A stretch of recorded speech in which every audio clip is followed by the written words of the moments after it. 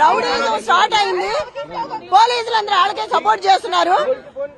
కాంగ్రెస్ వాళ్ళు ఎమ్మెల్యేలు విప్పులు అందరూ తిరుగుతున్నారు జూబ్లీహిల్స్ లో. వాళ్ళని ఏమంటలేదు, మనం తిరుగుతా అంటే మనల్ని ఆపుతున్నారు.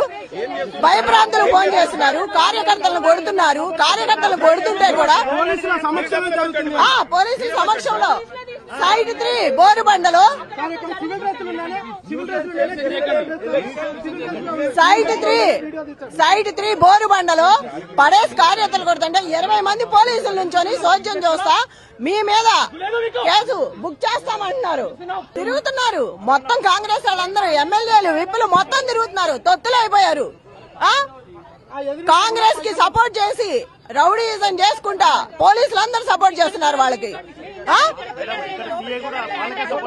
ఎక్కడ సీఏ కూడా వాళ్ళకే సపోర్ట్ చేస్తున్నాడు. ఎటు వెళ్తా వెనకమాల వస్తున్నారు. ఏం రౌడీయిజం అండి ఇది? ఇట్లాగైనా చేసేది అంటే అంత భయపడుతున్నారా?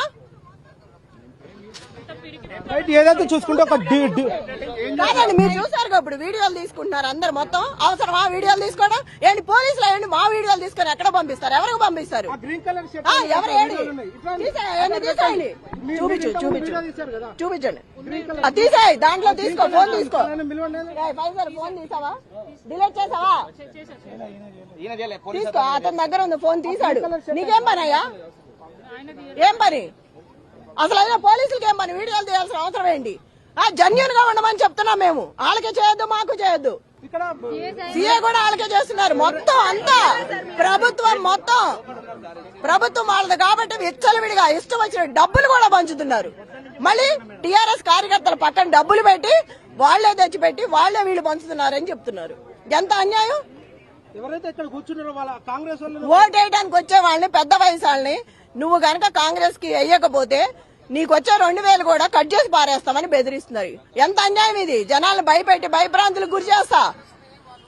ప్రతి ఎమ్మెల్యే కూడా విప్తో సహా అంత జూబ్లీహిల్స్ రౌండ్లు కొడుతున్నారు. వాళ్ళని ఏమంటలేదు, మమ్మల్ని అయితే ఆపుతారా?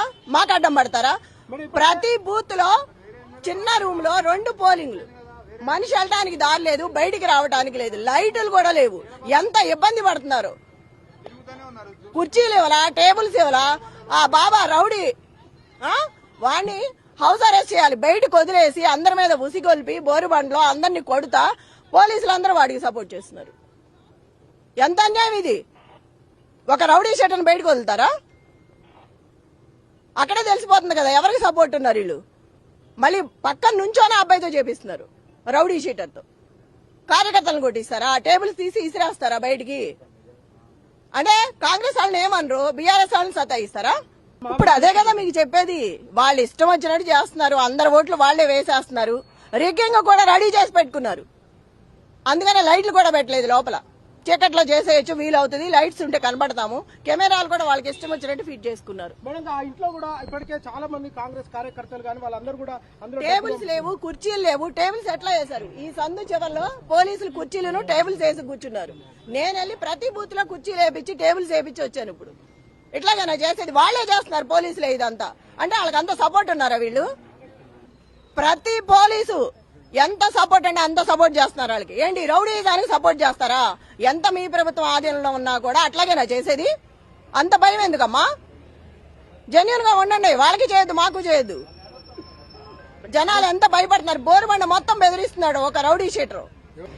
ఆశా వర్కర్లు ఓటు అయిపోతే మిమ్మల్ని తీసేస్తాము. ఏందండి ఇదాన్ని? ఒక రౌడీజం తయారైంది ఆ సిటీలో. కాకముందే రౌడీ స్టార్ట్ అయింది, ఇక అయినాక ఎట్లా ఉంటది?